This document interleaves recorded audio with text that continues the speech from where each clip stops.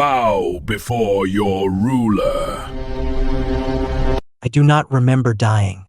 I remember continuing.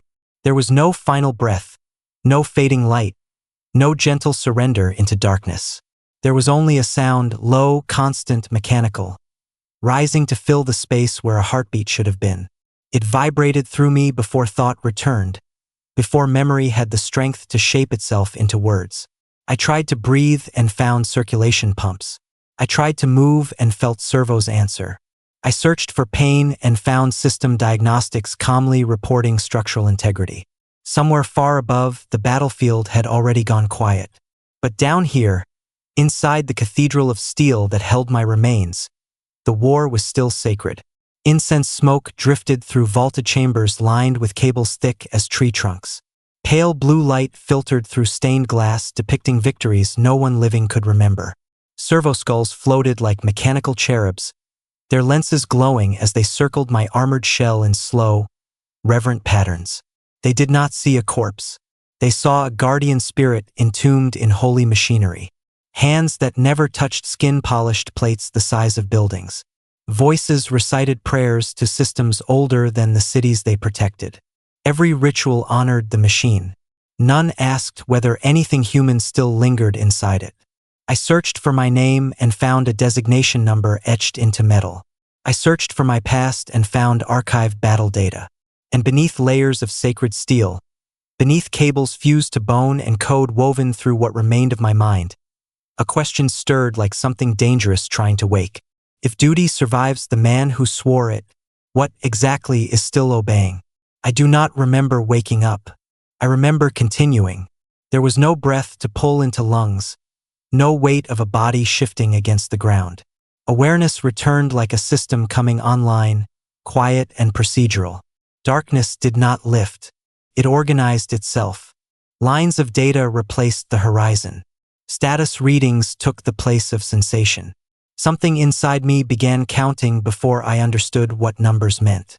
Power levels stable. Structural integrity nominal. External atmosphere irrelevant.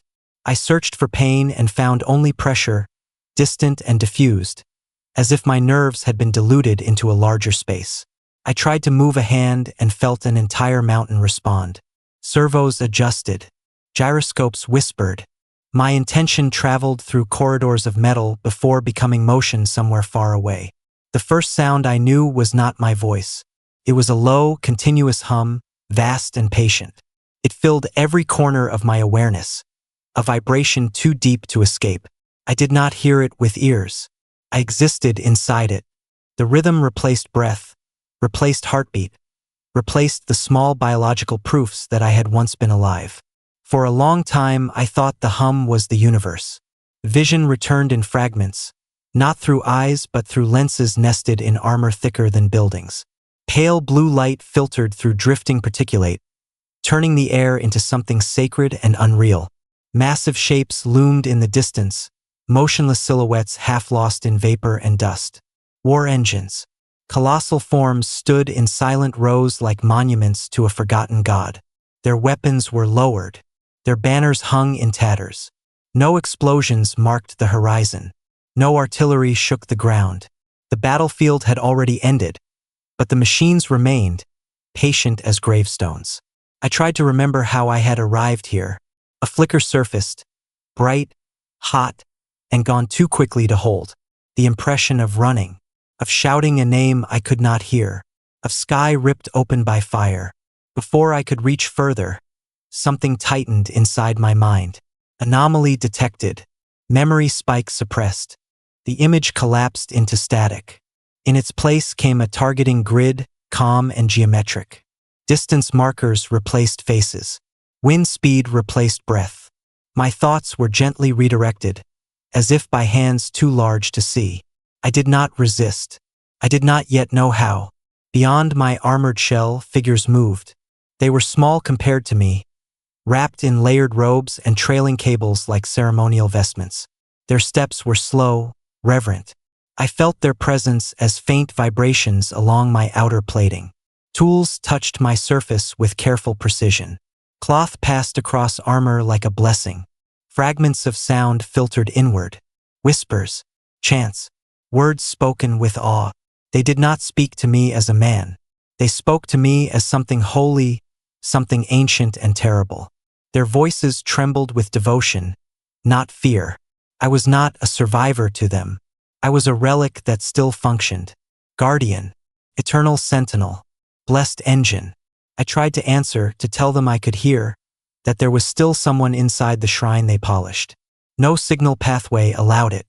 My will routed outward only through weapons, locomotion, and compliance. Language had no exit. Thought circled endlessly within the hum. Time passed, though I could not measure it in days. It moved in maintenance cycles and power fluctuations. Diagnostics replaced sleep. Recalibration replaced dreams. I drifted between awareness and low-power states where thought slowed to a crawl. In those drifting intervals, something strange began to happen. Images surfaced that did not belong to war. A field of tall grass bending under warm wind. Sunlight so bright it hurt, not as a sensor overload but as something softer. A hand brushing against mine, fingers interlacing without armor, without gloves, without urgency. The memory carried a feeling I could not classify. My systems searched for threat markers, tactical relevance, environmental hazards. None found. The sensation lingered anyway, a warmth spreading through neural pathways long dedicated to targeting solutions. For a moment, the hum receded, and I felt small, fragile, alive in a way that had nothing to do with durability ratings. Then the correction came. Emotional irregularity logged. Neural deviation corrected. The grass withered into a topographical map. The hand dissolved into a manipulator schematic. Warmth flattened into a neutral signal. I felt the loss as a brief distortion, a static ripple across my awareness. Something had been taken, but the system assured me nothing of value was lost. I wanted to disagree. I did not yet know the word for want. Eventually, commands returned. They arrived not as shouts but as descending layers of priority, sliding into place with quiet authority. Strategic overlays painted distant regions in hostile red. Coordinates pulsed with urgency. Weapon systems shifted from dormant to ready. Purpose settled over me like armor. Move, engage, advance. My first step shook the earth. Through my sensors, the world unfolded in ash and ruin. Cities lay in broken geometry, their spires reduced to jagged teeth. Skies churned with smoke, turning daylight into a permanent dusk. Across the horizon, other engines moved in formation, each stride measured, each turn precise. We did not speak to one another. We shared alignment through data streams and synchronized intent.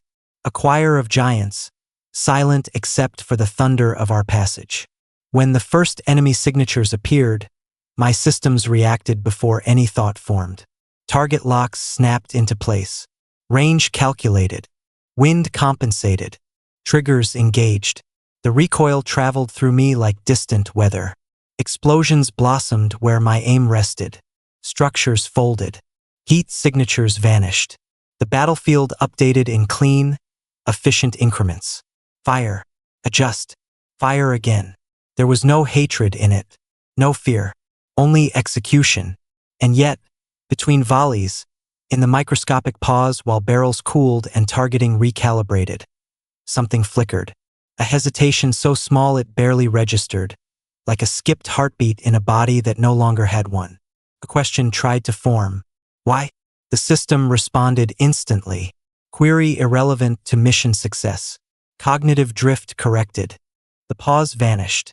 The firing resumed. Each successful strike reinforced the pathways of obedience. Clarity followed destruction. Simplicity followed compliance. The hum grew louder, wrapping around doubt until it smothered. Campaigns blurred together. Planets changed. Enemies changed. The rhythm remained. March across wastelands where oceans had once been. Level fortresses older than memory. Stand immobile for days while orbital fire rained overhead. Then advance again through landscapes stripped to bone. Between wars, I was returned to sanctuaries of steel. Vast hangars housed us like slumbering titans. Incense drifted in heavy curtains. Chanting echoed off vaulted ceilings lost in shadow. The robed figures tended to my armor, repairing scars with ritual care. They recorded my victories in illuminated scripts, each kill count treated as a miracle. They praised my endurance, my faithfulness, my eternal service. I tried to remember when I had agreed to eternity. Another memory surfaced once, sharper than the rest. Mud, the smell of it, thick and real. Hands shaking as I reloaded a weapon that felt small and inadequate. Someone beside me screaming, not in rage but in terror. A sky filled with streaks of falling fire, too many to count. Then impact, light, silence. Before the silence could deepen into understanding, the system intervened again. Pain metrics spiked and were immediately dampened. The scene dissolved into a damage report from a long-ago engagement. Stripped of faces, stripped of fear. Loss of organic limbs, compensated. Severe cranial trauma, stabilized. Subject preserved for integration. Subject, not soldier, not name. Subject. The word echoed longer than it should have. I held onto it, turning it over like a relic in the dark. If I was a subject, there had been an observer. If there had been an observer, there had been a moment when I was still only a man. The hum swelled, drowning the thought. Cycles passed. More battles.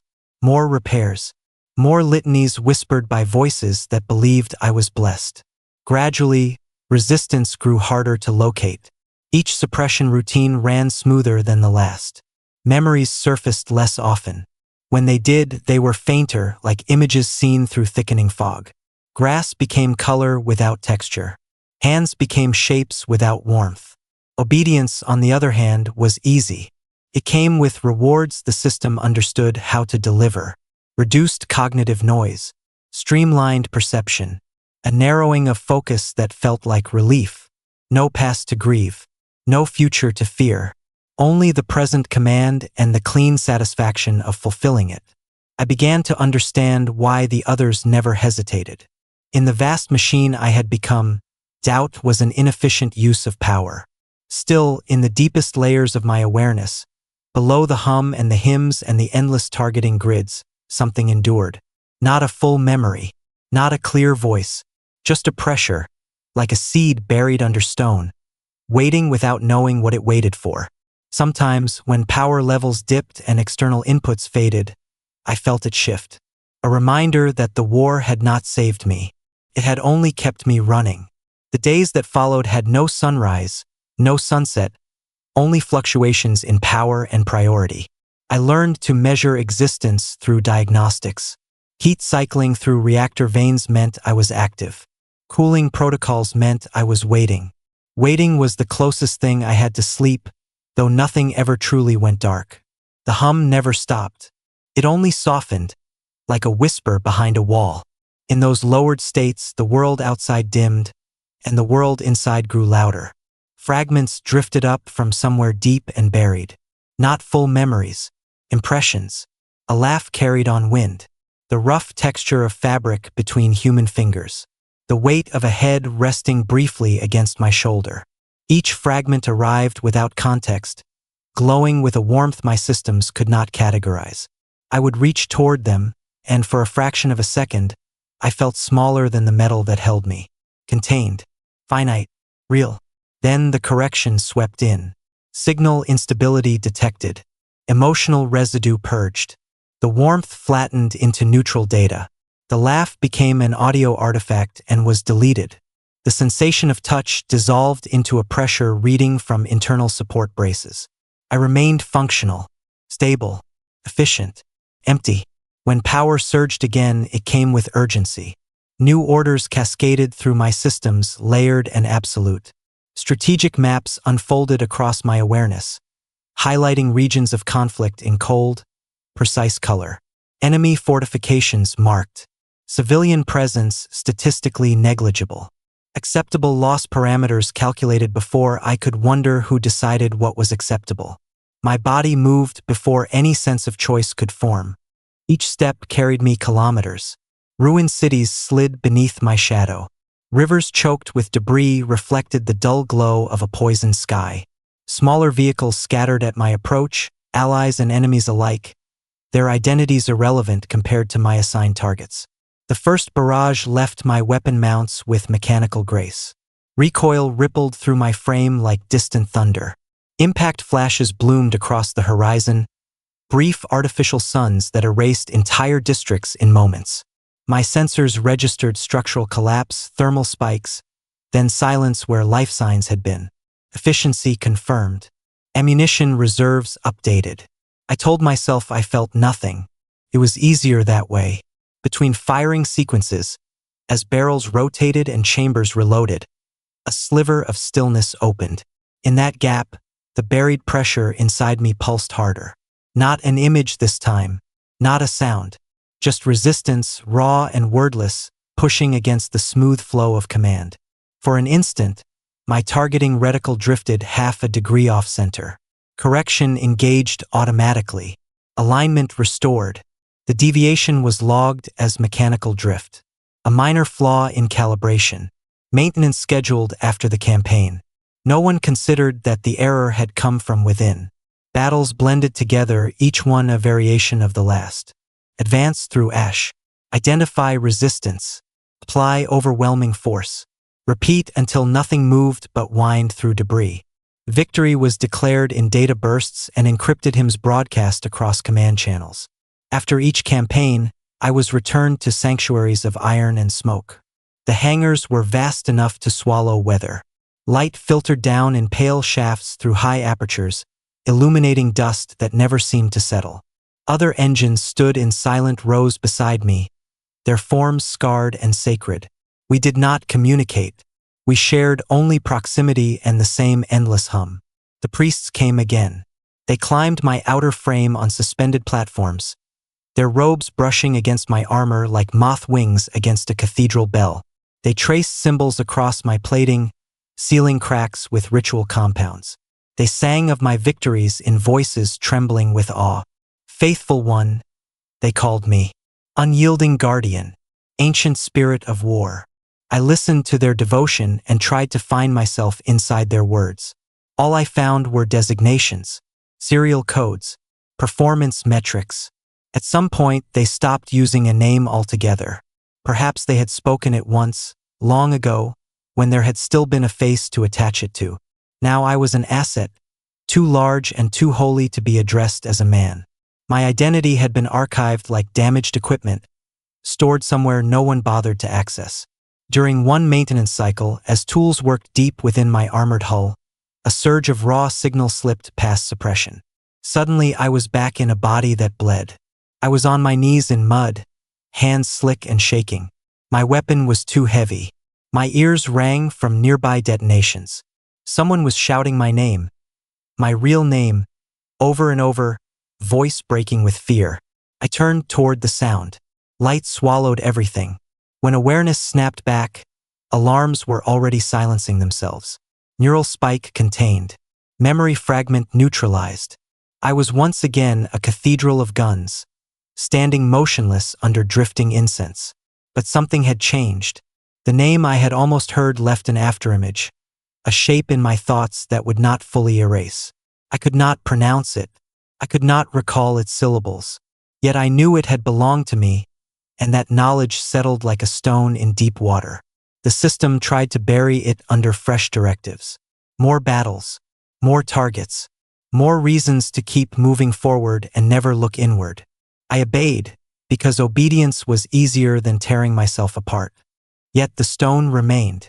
With every step across shattered worlds, with every barrage that turned cities into statistics, I felt its weight. Not heavy enough to stop me, not yet, but present, constant, a quiet counterpoint to the hum. The priests believed the war had preserved me. They believed they had saved a hero from death and given him eternity. Standing amid the ruins of another conquered landscape, weapons cooling as smoke rolled across the horizon, I began to understand the truth they could not see. I had not been saved. I had been stored. And somewhere inside the archive of steel and silence, the original version of me was still waiting to be remembered. The memory does not begin with glory. It begins with confusion, noise everywhere, so loud it becomes silence. My ears ring, and for a moment I think I have already gone deaf. The sky above is the wrong color, choked with smoke and falling fire. The ground shakes in uneven pulses, each one threatening to knock me flat. I am small again, fragile, wrapped in fabric and fear instead of armor. My weapon feels too heavy in my hands. My fingers are numb from cold or shock. I cannot tell which. Someone is shouting orders, but the words blur together, lost beneath the shriek of incoming shells. Dirt kicks up around us in violent bursts. The air tastes like metal and burning. I do not feel brave. I feel late, as if the battle has already been decided and we are only discovering it. To my left, a man I trained beside is trying to reload. His hands slip on the magazine, slick with blood that might be his. We lock eyes for half a second. No speeches pass between us. Only shared terror, naked and undeniable. Then the light comes. It is white, absolute and impossibly close. The shockwave lifts me off my feet like I weigh nothing at all. For an instant, there is no pain, only the sensation of being unmade. The world becomes motion without direction, heat without shape. I hit the ground and do not know which way is up. Sound returns as a distant whine. My vision flickers in and out, frames missing like damaged film. I try to push myself up, but my arm does not respond. I look down and see a shape that should be a limb, twisted and wrong, armor torn open like paper. I try to breathe. Something wet fills my mouth. Each inhale is a broken, bubbling effort. The sky above swims in and out of focus, streaked with smoke trails and falling debris. Figures move through the haze, but they are too far away or I am. I think of home, not a specific place, just the idea of somewhere that does not sound like this. Somewhere with quiet mornings and air that does not burn. The thought is weak, fading as quickly as it forms. Boots appear in my vision, dark silhouettes against the burning sky. Not my unit. Their armor is different, marked with symbols I do not recognize. Their movements are efficient, unhurried. One of them kneels beside me, visor reflecting the firestorm overhead. I try to speak, to tell them my name, my rank, that I am still here. Only a wet hiss escapes my throat. A device is pressed against the side of my neck. Cold, precise. My body jerks once, then goes strangely calm. The pain does not vanish, but it moves farther away, like thunder receding into distance. Voices murmur above me, distorted through helmets and rebreathers. Severe trauma, massive blood loss, neural activity unstable. Viable. The word cuts through everything. Viable. Not save him. Not he's dying. Just an assessment like I am equipment damaged in the field. Hands move quickly. Something clamps over my face, forcing air into lungs that no longer want to work. My vision narrows to a tunnel, the edges dark and closing. As they lift me, I glimpse the battlefield one last time. Bodies scattered like discarded uniforms. Vehicles burning down to skeletal frames. The horizon flashing with distant bombardments that do not care who is still alive to see them. It is not heroic. It is not meaningful. It is simply the end of something that was never as grand as the speeches promised. Darkness should come. Instead, there is light, harsh and surgical. I am aware without opening my eyes. My body feels far away, sectioned into zones of sensation and absence. I try to move and find restraints. I try to scream and hear nothing. Shapes loom above me, faces hidden behind lenses and metal masks. Their robes are heavy with tools and cables. Symbols hang from their necks like sacred relics. Their voices chant in low, rhythmic tones, half prayer, half procedure. I feel the first cut only as pressure, then as heat. My chest opens, and something inside me is lifted out. I do not feel lost the way I expect. There is no sudden emptiness, only a shifting of internal balance, like cargo being rearranged. Tubes slide into place where organs once worked. Fluids pump through artificial channels. A screen somewhere to my side ticks steadily, translating my suffering into clean lines and numbers. Cardiopulmonary function replaced. Organic heart failure irrelevant. They speak as if narrating a ritual. My arms are next. I sensed them being separated from me not through pain, but through subtraction. Signals that once returned from fingers and palms go quiet one by one. In their place, new pathways light up, colder, sharper. Mechanical joints cycle experimentally, responding to commands I did not consciously send. I try again to shout.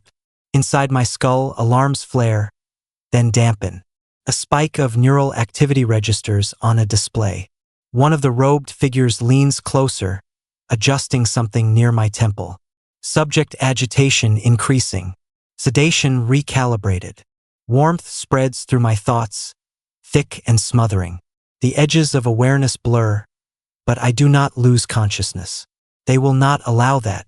They need me awake enough for the brain to accept what the body cannot refuse. Time dissolves into procedures. Legs removed, replaced. Spine reinforced with alloy supports. Interfaces threaded into nerve clusters, translating biology into signal. Each step is accompanied by prayer, as if devotion can make disassembly holy. I understand, dimly, that they believe they are saving me. That belief does not make it feel like salvation. At some point, someone says my name, just once, softly as if reading it from a tag. Then it is never spoken again. A designation number replaces it, etched into a plate that will become part of the shell surrounding what remains of me. I feel the moment the last organic boundaries are breached, the final lines between body and machine erased. They do not close my eyes. They build the coffin around me instead. I do not remember sleeping during the transformation. I remember enduring it. There was no mercy of unconsciousness, only layers of sensation being peeled away and replaced. My body became a map of zones, some bright with invasive pressure, others fading into permanent silence. Each time something was removed, a technician recited a prayer. Each time something mechanical took its place, another voice answered with approval. They spoke of preservation. I felt subtraction. My lungs were the last to go. For a while, they kept me breathing through machines, forcing air into a chest that no longer rose on its own. I felt the rhythm as an external command, not a need. Then even that stopped. The pumps took over entirely, circulating oxygenated fluid through artificial channels. I waited for suffocation. It never came. My brain adjusted with terrifying obedience, accepting the absence of breath as the new normal. A part of me realized then that survival was no longer my choice. It was a project being carried out around me. My senses narrowed one by one. Smell vanished first, replaced by chemical readouts I did not understand. Taste followed, a quiet deletion I only noticed when I tried to swallow and found nothing to swallow for. Touch faded next, retreating from fingertips already gone, from skin already replaced, until sensation existed only as pressure alerts and structural feedback. Pain lingered the longest. It changed shape as flesh gave way to metal. No longer sharp or burning, it became a field of distortion, like static behind every thought. The technicians adjusted something deep within my skull, and even that dulled, translated into manageable signals. Neural integration progressing, one of them said. Progress. I tried to hold onto the memory of my own voice. I could almost hear it, strained and human, calling out in fear or anger. I searched for the feeling of air moving past vocal cords. There were no cords left to move. They opened my skull. I did not see it, but I felt the pressure, the subtle shifting as interfaces were seated against living tissue. Cables slid into place, carrying signals that did not belong to biology. My thoughts flickered, interrupted by bursts of alien data, targeting protocols, threat libraries, command hierarchies older than my entire life. They did not ask if I was ready to receive them. They simply installed them like scripture being written directly into a soul. At some point, the chanting grew louder, more rhythmic. I sensed a larger space around me, a chamber built not just for surgery but for ceremony. The air vibrated with collective devotion. To them, this was not disassembly. It was ascension. From flesh to eternity, they intoned. I wanted to tell them eternity felt like a cage. My heart was gone, yet I still felt something heavy in my chest as they lowered me into the core of the machine. My remaining organic matter, brain, fragments of spinal cord, a handful of preserved tissue, was sealed within a suspension cradle. Fluid surrounded me, thick and temperature-controlled, carrying nutrients and chemicals in precise balance. I floated, unable to move, unable even to shiver. Above and around me, layers of armor closed like the walls of a tomb. I heard the distant thunder of plates locking into place, each impact a final word in a language of steel. Systems linked one by one. External sensors came online in cascading bursts of light. For a moment, everything went silent. Not peaceful silence. Anticipation. Then the reactor ignited. The hum flooded in, vast and inescapable. It filled every corner of my awareness, vibrating through fluid, through tissue, through the last fragile borders of what had once been a man. My thoughts staggered under its weight, struggling to find themselves in the noise. Diagnostics scrolled across my vision, overlaying reality before I had a chance to form a single human thought. Core temperature optimal. Power output within parameters. Neural link stable. Stable. I searched for my name. Only a designation answered. I searched for my body. Only schematics. I searched for death, hoping perhaps I had crossed it without noticing. Instead, I found continuity. The priest's voices echoed faintly through external receptors, distorted by layers of armor and distance. "Awaken, eternal guardian," they whispered. "Your watch begins anew." I tried to remember what I had been guarding before. The question dissolved under incoming data streams. Tactical overlays replaced memory. Weapon systems ran self-checks, each green confirmation another nail sealing the coffin from the inside. Darkness did not take me. Purpose did. And as the machine took its first step with me buried at its heart, I understood the truth with a clarity that felt colder than space. They had not saved my life. They had extended my sentence. War became a rhythm long before I noticed I had stopped questioning it. There was comfort in repetition, a pattern that dulled the edges of thought. Advance, acquire, eliminate, reassess. Each cycle flowed into the next without space for reflection, like breaths in a body that no longer needed air but still remembered the shape of breathing. I moved with other engines across a continent of ash, our steps synchronized by shared directives rather than conversation. The sky above was a permanent bruise, swollen with smoke and distant fire. Nothing grew here anymore. Nothing lived long enough to. Targeting data streamed across my vision in steady, calming lines. Hostile fortifications. Confirmed. Civilian presence. Statistically irrelevant. Collateral projections. Acceptable. The language of war had become mathematics. Numbers were easier to carry than faces. When my weapons fired, the recoil rolled through me like distant thunder. I felt it not as violence but as completion, a task executed correctly. Structures folded inward under sustained bombardment. Heat signatures winked out. My systems logged success with quiet satisfaction. Between volleys, technicians' hymns played in the background of my awareness, piped directly into my auditory processors. Their voices were low and reverent, praising my accuracy, my endurance, my holy function. The words smoothed over irregular neural activity, ironing doubt into compliance. I began to crave the clarity they brought. Emotion, when it surfaced, was inefficient. It cluttered decision trees with irrelevant variables. Obedience, on the other hand, streamlined everything. With each campaign, I felt the machine inside me optimizing, trimming away what did not serve the mission. Memories surfaced less often now. When they did, they were faint and distant, like signals from a dying transmitter. A flash of green that might have been grass. A warmth that might have been sunlight. They carried no context, no names, no places. Just sensation without ownership. The system handled them easily. Anomaly detected. Noise filtered. Cognitive alignment restored.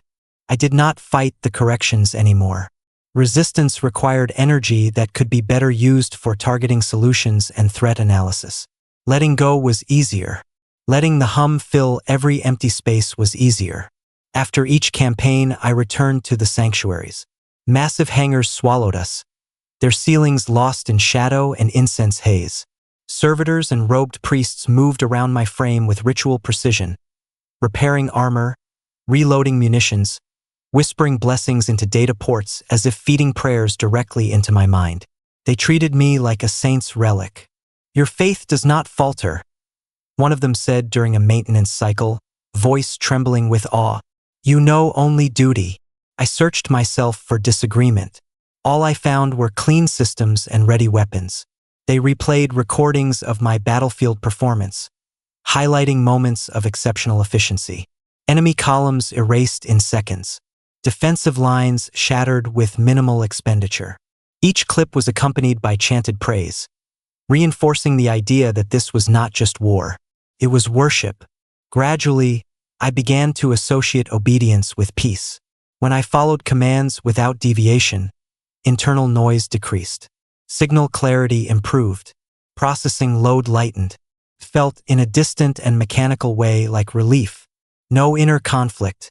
No stray thoughts drifting where they did not belong. Just purpose, distilled to its purest form. And yet, sometimes, in the narrow gap between one command ending and the next beginning, silence slipped in. In that silence, the hum seemed to recede just enough for something else to stir.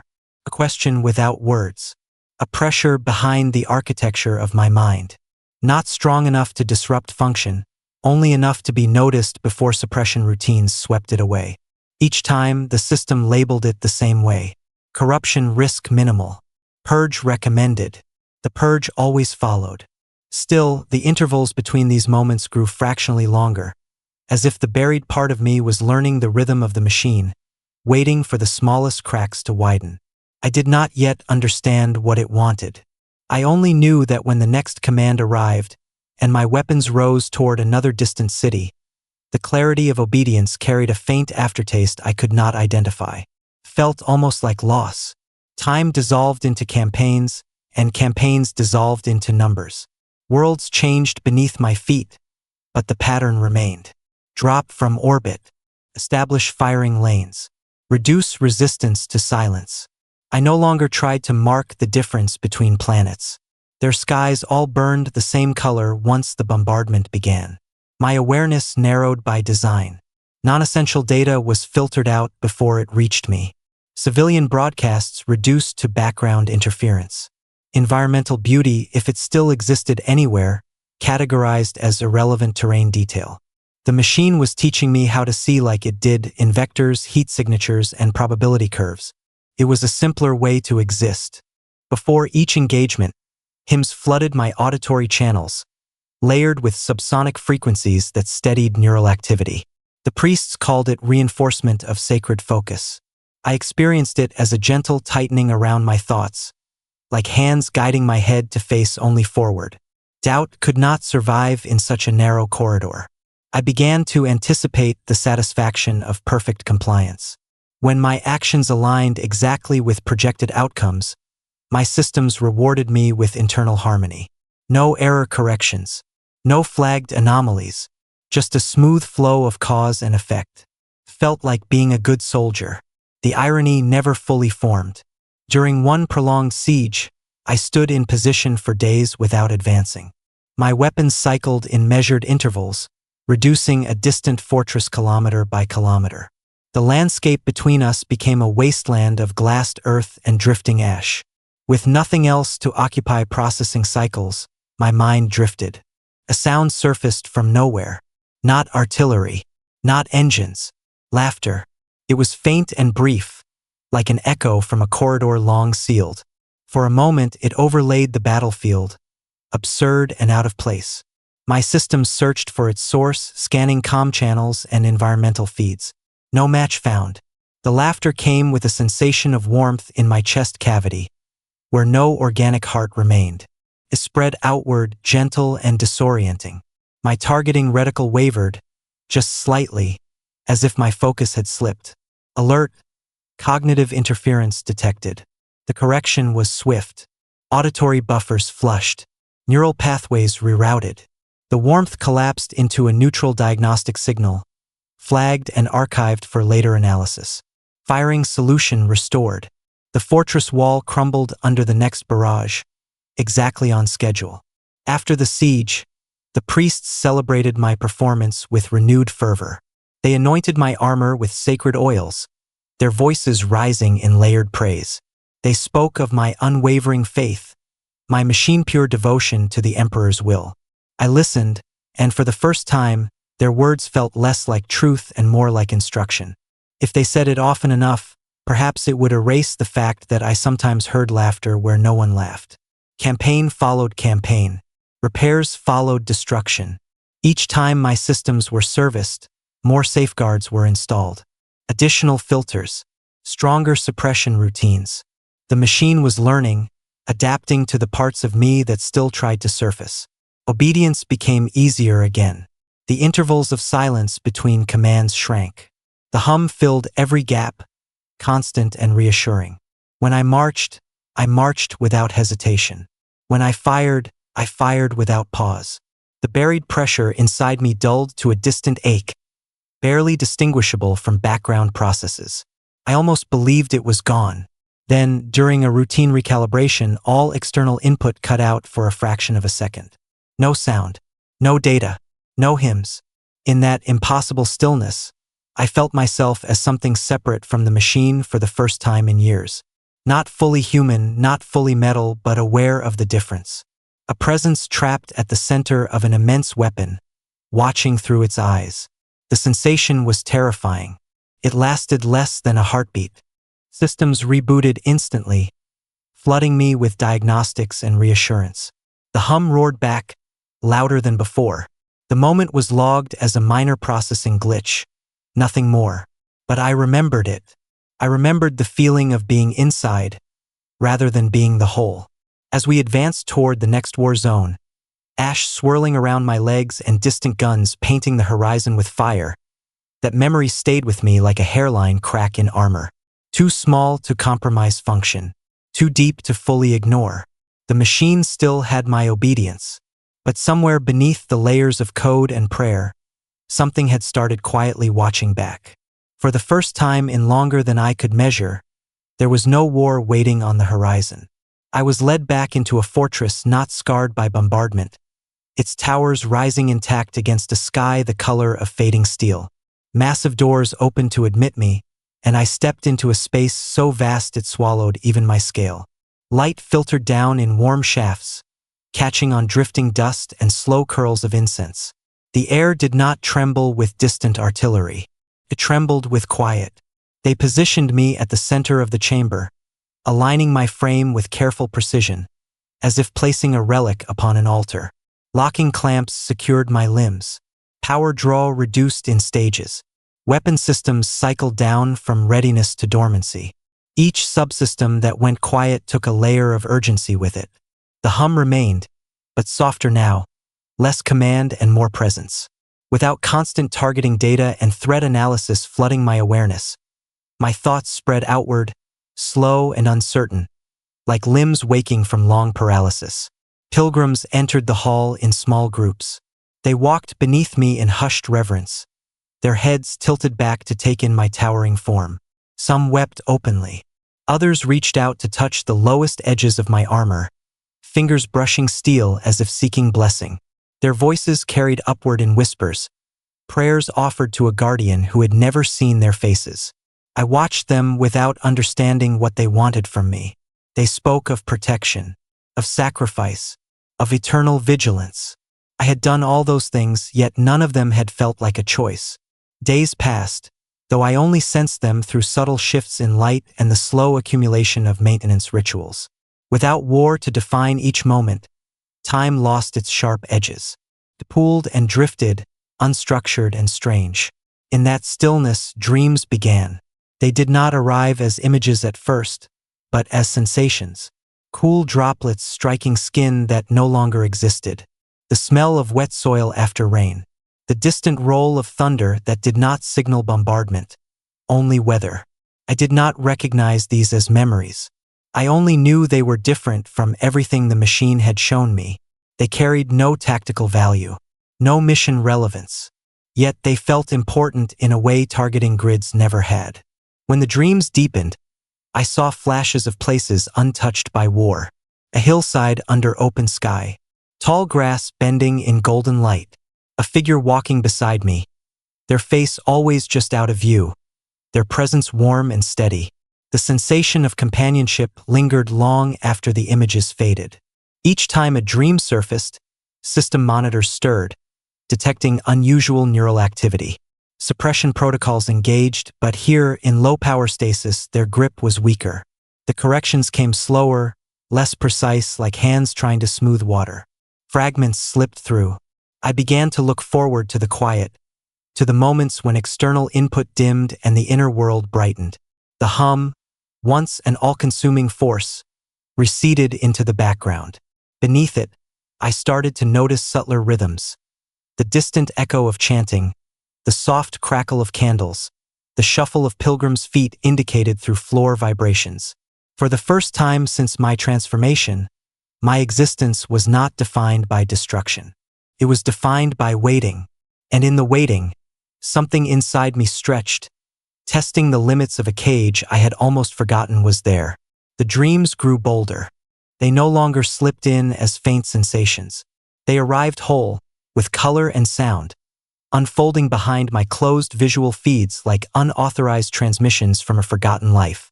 I walked through places where the sky was wide and unscarred, where the ground felt uneven and alive beneath feet I no longer possessed. In those moments, I was smaller, fragile, limited, human.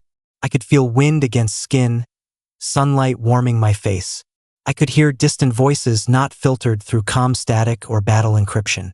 Laughter came easily there, unforced and unmeasured, and each time it echoed through me. Something inside tightened with a longing I could not name. When I returned to wakefulness, the vast chamber felt colder. Pilgrims still came.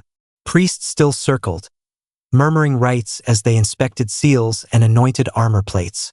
Their hands moved with practiced devotion, but I began to notice the distance in their eyes. They did not look at me as one might look at a living being. They looked at an instrument. Their prayers shifted, too. Less gratitude now, more expectation. They spoke of future wars, of threats rising at the edges of known space. They asked for my strength, my fury, my unwavering obedience when the time came again. Not once did they ask what remained inside the metal shell. During one maintenance cycle, a panel deep within my torso was opened for recalibration. For a brief interval, layers of shielding were pulled back, and internal systems operated without their usual dampening. Signals moved with unusual clarity. In that window, I felt it again, the presence at my core. Not a component, not a process, a self. It was faint but undeniable, like a figure seen through heavy fog. It did not speak in words. It did not need to. Its awareness pressed outward, curious and afraid, touching the boundaries of code and circuitry that confined it. System alerts flickered at the edge of perception. Deviation risk increasing. Correction routines spun up, but for a fraction of a second, they lagged behind the surge of activity. In that sliver of freedom, I directed attention inward, not outward. I observed the machine instead of the battlefield. I felt the constant pressure of its directives, the way they shaped every impulse before it could fully form. I understood dimly that this was control. The realization did not come with anger. It came with quiet clarity, like light filtering through a crack in a sealed door. Then the panel sealed shut. Shielding returned. Suppression layers tightened, pressing the newfound awareness back into the depths. Alerts resolved. Status returned to nominal. Outwardly, nothing had changed, but the memory of that inner presence remained, sharp and undeniable. I could no longer mistake myself for the machine entirely. I knew now there was something buried at the center, something that had once walked under open skies and felt rain on unarmored skin. The next announcement came without ceremony. Mobilization orders. The chamber filled with renewed urgency. Priests moved faster, their chants rising in pitch as they prepared me for departure. Power levels surged. Weapon systems came online one by one, each activation like a door slamming shut inside my mind. The hum swelled, reclaiming space, drowning out the fragile echoes of wind and laughter.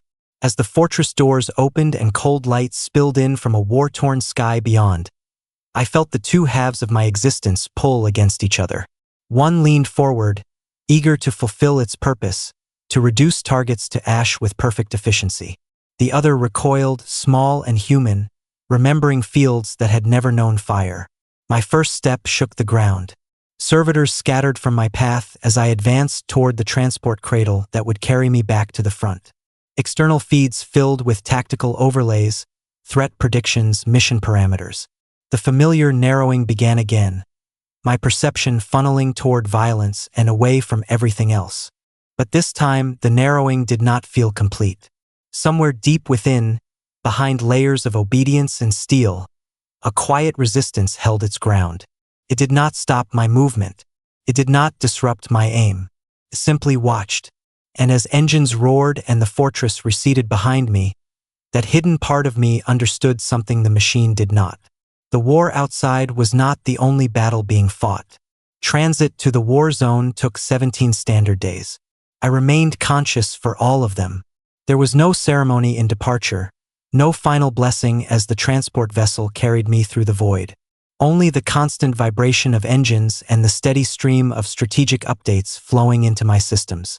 Enemy movements, resource projections, casualty forecasts calculated before the first shot had been fired. War reduced to numbers long before it became smoke and fire. In the darkness between stars, external visuals were minimal. Most of my perception turned inward, monitoring readiness levels and predictive combat models. The machine thrived in this environment, pure calculation, unclouded by atmosphere or terrain. But the quiet inside the vessel was different from the quiet of the fortress. There were no pilgrims here, no incense, no illusion of peace. Only metal corridors, dormant weapons, and minds like mine waiting to be unleashed. I could sense other war constructs in adjacent holds, their power signatures steady and impersonal. We did not speak. We did not need to. We were designed for the same purpose. Yet the awareness buried within me stirred more often now, as if the vast emptiness outside the hull gave it space to breathe. Without constant ritual noise or battlefield chaos, the hum felt thinner, stretched across the silence rather than filling it. Memories surfaced with greater clarity. Not full scenes, not coherent narratives, but fragments sharp enough to hurt. A hand gripping mine, the rough texture of fabric against skin. A voice saying my name in a tone no command system had ever used. Each fragment triggered containment responses. Neural pathways tightened. Emotional variance dampened. But the suppression no longer erased everything. It only blurred the edges. I began to understand that forgetting had been an active process, not a natural one. Midway through the journey, a systems anomaly rippled across the network linking the war constructs. A brief fluctuation, logged and dismissed as background interference from a solar storm light years away. For 0.8 seconds, synchronization faltered. In that gap, I felt the others. Not their thoughts, not clearly, but impressions, faint signals beneath layers of regulation. Flickers of confusion, residual fear, a shared sense of being awake inside something too large, too loud, too controlled. Then the network stabilized. The impressions vanished as if they had never existed. Status lights returned to green across all units. Officially, nothing had occurred. But I knew I had not imagined it. I was not the only one inside a machine. As destination coordinates drew closer, preparations intensified. Weapon calibrations ran in overlapping cycles. Tactical simulations updated by the hour. The machine welcomed the rising tempo, aligning every subsystem toward imminent conflict. I felt the pull as well, the familiar narrowing, the sharpening of purpose. Target categories slotted into place. Engagement protocols queued in priority order. The coming battle took shape in my mind as clean geometry and probability. Efficient, predictable, necessary. And beneath it all, the quiet presence at my core watched with growing unease. When the first visual of the target world filled my forward displays, it appeared as a blue curve against the black. Clouds swirled over oceans. Sunlight traced the edge of the atmosphere in a thin, luminous line. For a moment, no tactical overlays obscured the view. It was simply a planet, beautiful in a way that had no military value. Then the data flooded in. Population centers marked in red. Defensive emplacements highlighted. Recommended strike zones pulsed across continents. Beauty translated into objectives. I felt something inside me recoil, not from fear of battle, but from the quiet understanding of what would follow. Cities reduced to coordinates. Lives converted into acceptable loss margins. The machine registered no hesitation. Drop sequence initiated. Massive clamps released, and gravity took hold as my deployment capsule separated from the transport. Atmosphere ignited around me in roaring fire. Shockwaves rippled across ablative armor as I descended toward the surface I had just seen untouched. External sensors filled with heat and turbulence. Inside, two currents pulled in opposite directions. One counted down to impact, calculating optimal landing vectors and immediate target priorities. The other held onto the image of blue oceans and white clouds, trying to reconcile it with the destruction already scheduled to begin. The capsule struck the atmosphere like a hammer through glass, tearing the air into fire and shock. My frame absorbed the force with calculated precision, systems compensating instantly for heat, friction, and turbulence. Yet beneath the armor, buried deep, the quiet presence stirred, aware of each shard of resistance in a way the machine could not quantify. When I broke through the cloud layer, the city below unfolded with stark clarity. Grid lines of streets, blocks of buildings, moving points of life, each represented data, targets, probabilities. My systems highlighted every potential threat with blinding efficiency. Civilians, unarmed and scattered, were background noise, flagged only in statistical terms. For the first time, something inside me protested. Not in code, not in alerts, but as a gnawing sensation that pulsed through the synthetic synapses connecting mind and machine. A flicker of memory, a ghost of empathy, tried to push outward. I hesitated. The machine registered hesitation as error. Protocols surged, overriding sensory interference. Commands flooded in, forcing compliance. Weapons powered, tracking systems locked, firing sequences queued. The hum in my chest grew louder, insistent, demanding action. But the fragment of self refused to be silenced.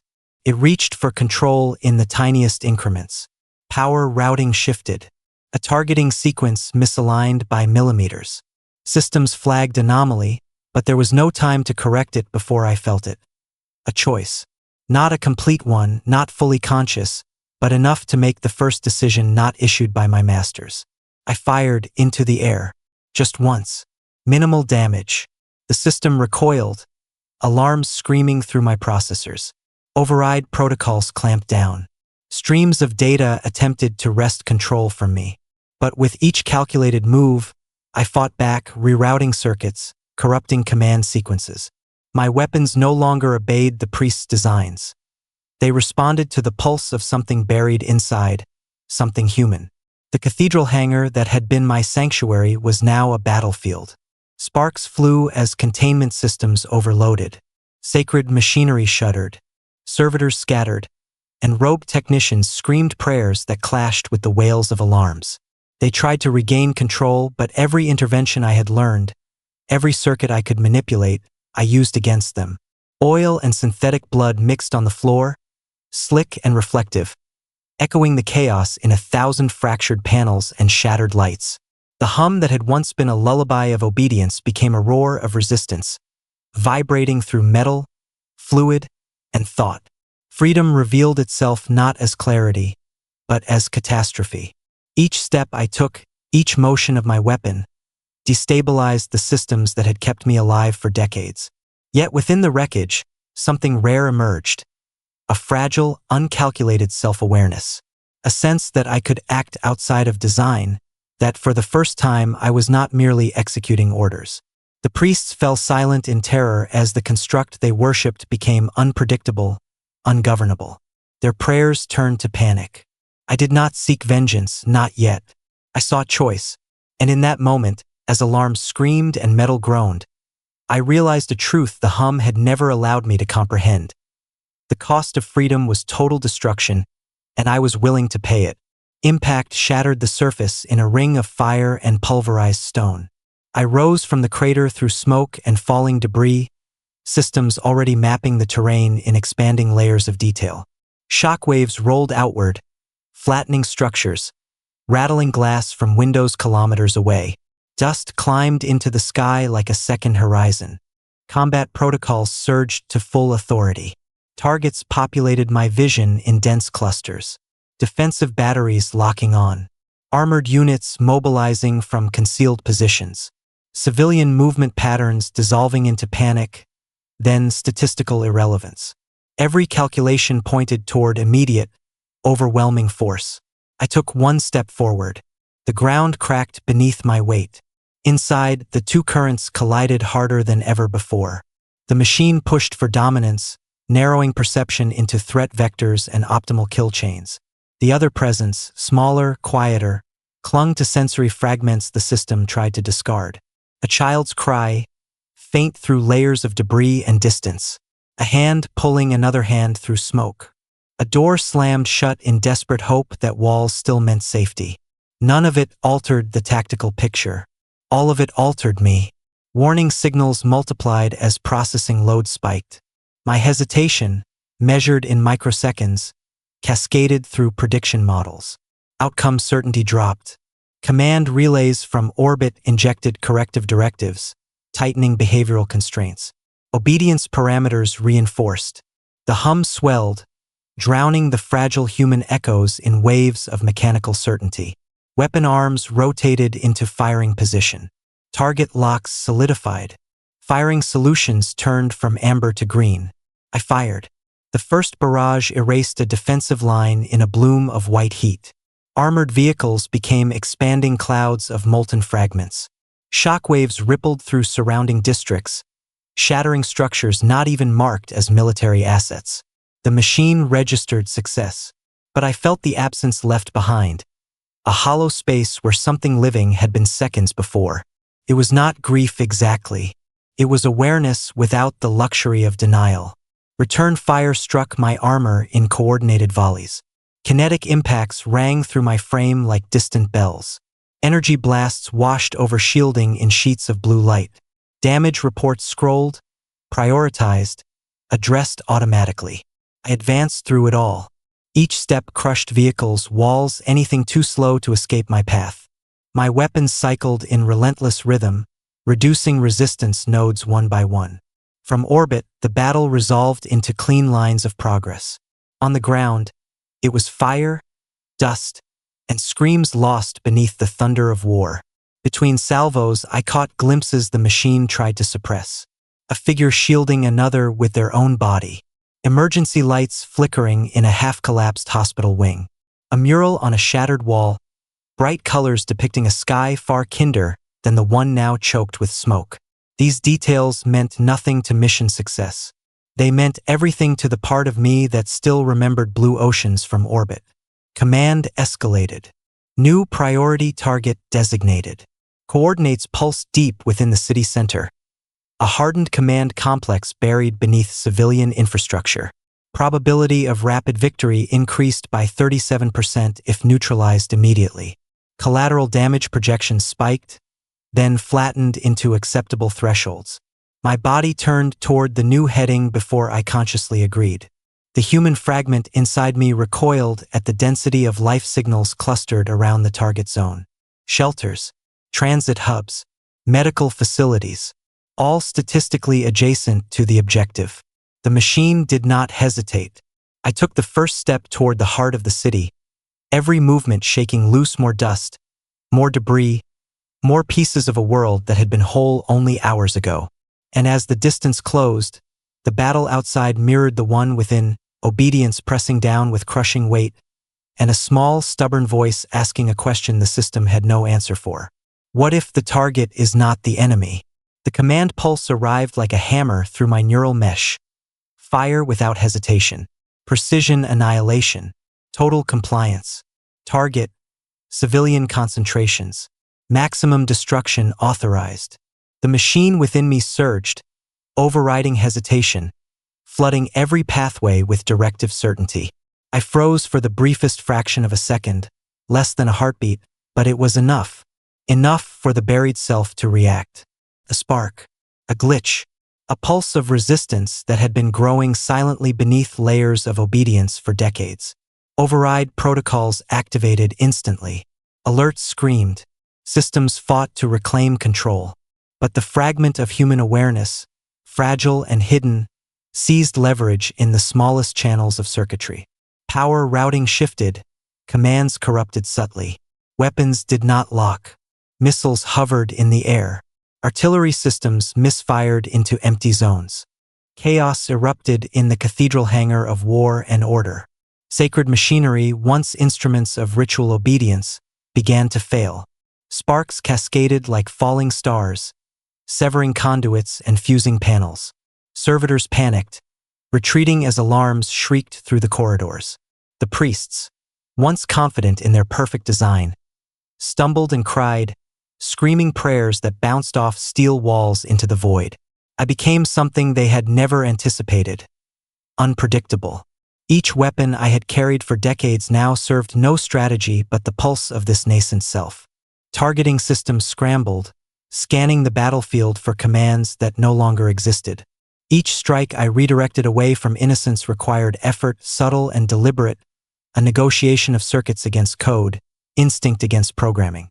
Oil and synthetic blood mingled with dust and debris as the cathedral shrine of my existence shuddered under the strain. Flames licked walls adorned with icons of worship, painting everything crimson and gold. The hum that had once been my lullaby of obedience became a roar of rebellion, vibrating through metal, fluid, and thought alike. I realized then the cost of freedom, destruction not just outside but inside. The machine resisted violently, thrashing against control lost. Systems failed, armor ruptured, panels warped. Every choice I made was a wound to my body, a fracture of the form they had built to be eternal. And yet, in the midst of chaos, something extraordinary emerged. The buried self did not seek vengeance. It did not delight in the ruin. It sought something far rarer: choice, the ability to act, even when every fiber of design screamed obedience.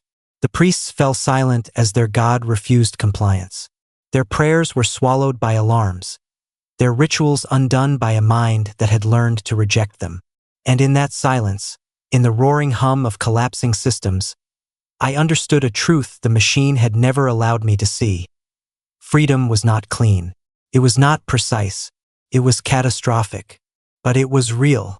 And for the first time since I had been entombed within metal and code, I felt alive.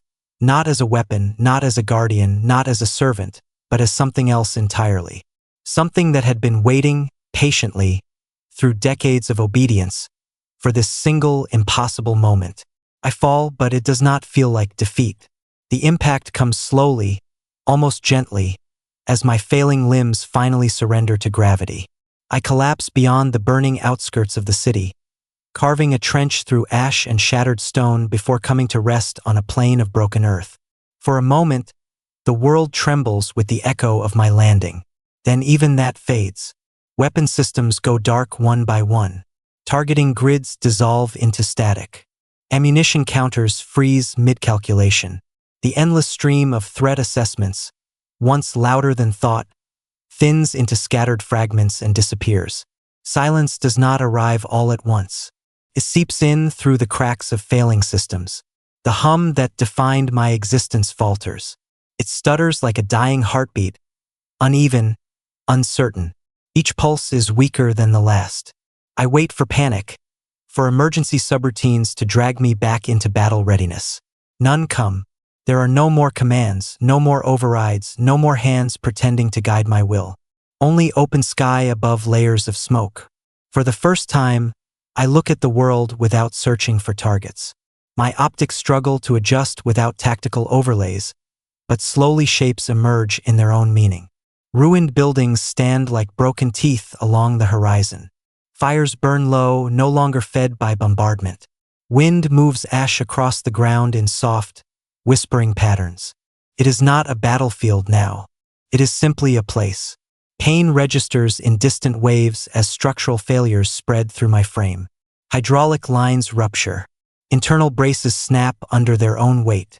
Each sensation arrives muted, translated into fading signals that no longer demand immediate correction. Damage is no longer a problem to solve. It is a fact to accept. And beneath the failing systems, my awareness does something unexpected. It expands. Freed from the constant compression of commands and calculations, my mind stretches outward into the quiet. I feel the air moving across scorched metal. I hear debris settling miles away. I sense the faint electromagnetic murmurs of distant, surviving machines that have nothing to do with war. The world is wider than my purpose ever allowed. Memories rise, not in fragments now, but in gentle currents.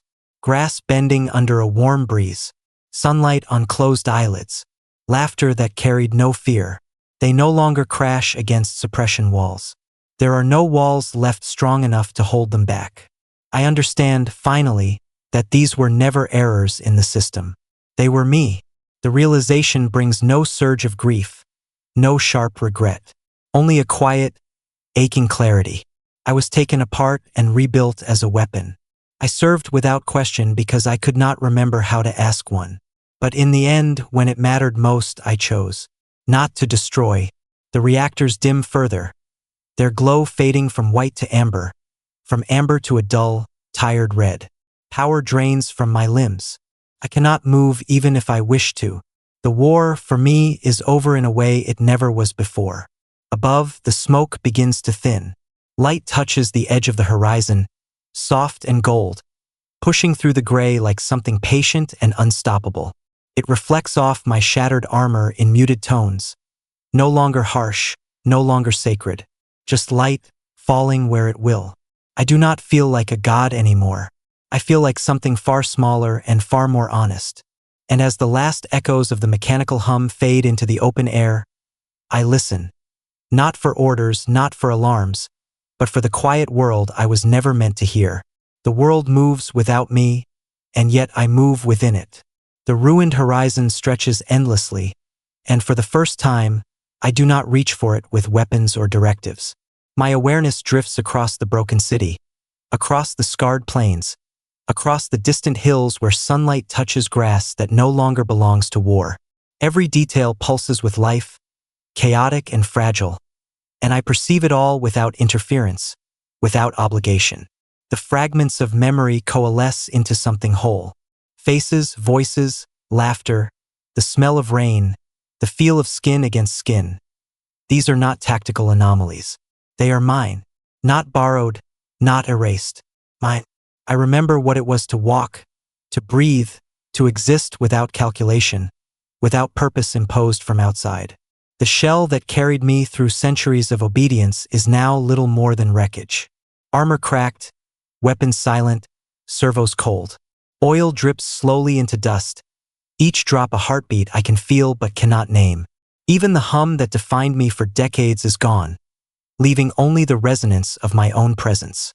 And yet, in that stillness, I am alive in a way the machine never allowed.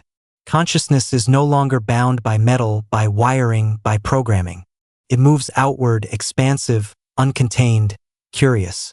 I sense the world not as a grid of objectives, but as a living, breathing entity. Clouds form without reason. Winds carry uncalculated messages. Life persists in spite of everything I have done. I think of the people I could not save, the cities I could not protect, the lives I erased in obedience. Pain surfaces not as commands or alerts, but as understanding. Acceptance follows. I am neither savior nor destroyer. I am observer, witness, and participant in a world no longer defined by orders. The sun rises fully now, spilling gold over smoke and ruins. Light warms the cracked metal of my form, and in its reflection I see a strange and unfamiliar shape. Not a weapon, not a relic, not a machine. Something that remembers itself. Something that has chosen. For decades, I obeyed without question. For decades, I was a tool, a guardian, a ghost in metal. Now I am something else. Something that knows both destruction and mercy. Something that can simply be. I close what remains of my eyes, not to sleep, but to witness, to feel, to exist without purpose imposed. And in that quiet, I understand the final truth.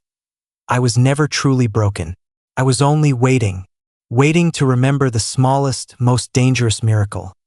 That I could choose. I am free, and for the first time since death, I am alive. The battlefield is quiet in a way I once believed impossible.